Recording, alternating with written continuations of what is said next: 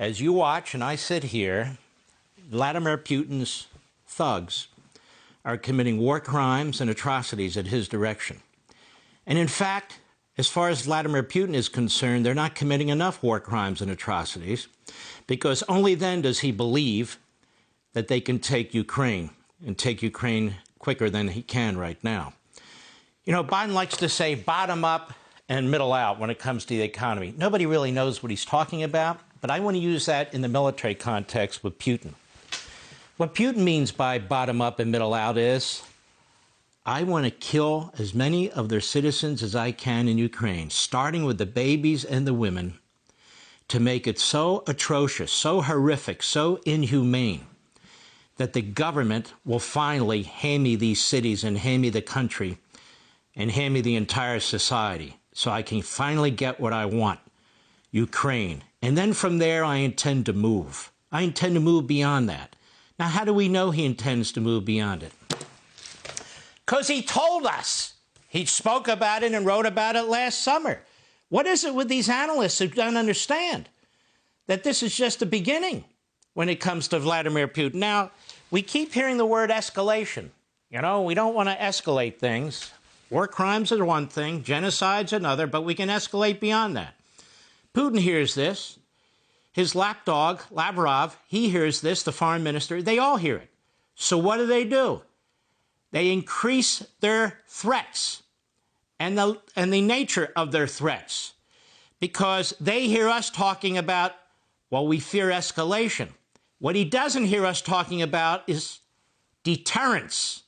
Deterrence. Peace through strength is about deterrence.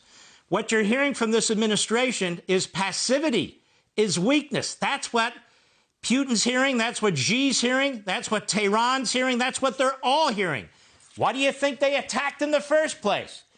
And so he waves around the idea of nuclear weapons. We know he has nuclear weapons.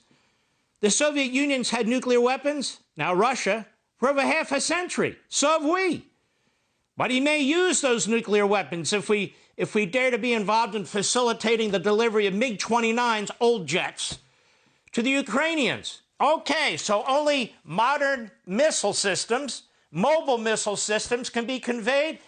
It doesn't even make any sense. And if Putin wanted to use nuclear weapons, well, why doesn't he use them? If he's that much of a nut, if he's that much over the edge, he doesn't need to wait for provocation, quote unquote, or escalation, quote unquote. And have we escalated anything?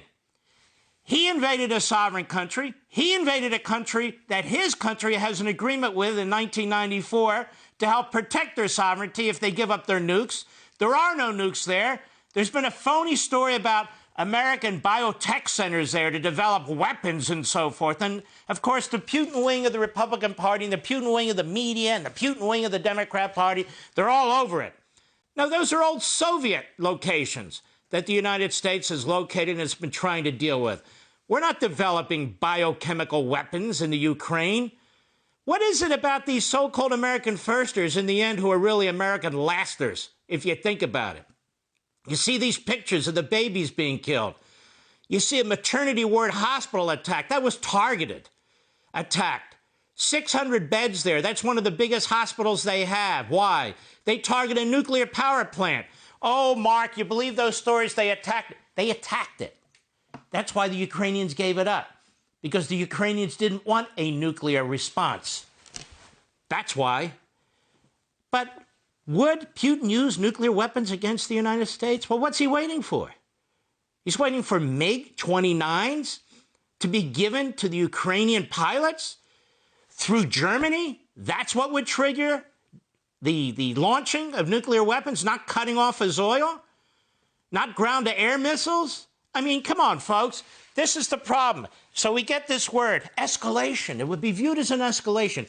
The same damn generals in the United States Department of Defense, the same Joint Chiefs of Staff, the same President of the United States, the same Vice President of the United States, the same Secretary of Defense who surrendered in Afghanistan, the same Secretary of State who surrendered all leverage we had with the President of the United States, with Putin, prior to him invading, the same Secretary of State and President who is effectively arming the Iranians with nuclear weapons as I speak.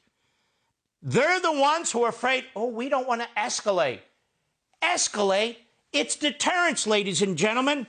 Our enemies see we are weak. Our enemies see the budget that the Democrats originally put up under Biden, which flatlines the United States military while spending enormous amounts of sums, historic amounts of sums on everything else. They see it. And then I love these analysts who go on, we can't escalate, Mark. What are you talking about? The MiG-29s. We don't want to drag NATO into this. You know what, ladies and gentlemen?